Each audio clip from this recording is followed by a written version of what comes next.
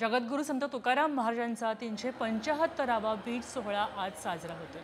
राज्याच्या कानाकोपऱ्यातून लाखो वारकरी देहूनगरीत दाखल झाले।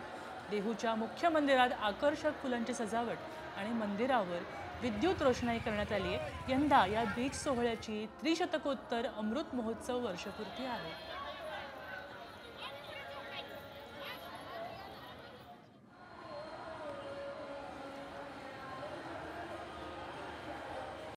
कॉमस्कोर नुसार आता isakal.com आहे देशातील नंबर 1 ची मराठी न्यूज वेबसाईट। प्रत्येक अपडेटसाठी isakal.com ला नक्की भेट द्या। जगद्गुरू संत तुकाराम महाराजांचा 375वा बीज सोहळा आज साजरा होतोय। राज्याच्या कानाकोपऱ्यातून लाखो वारकरी देहूनगरीत दाखल झाले।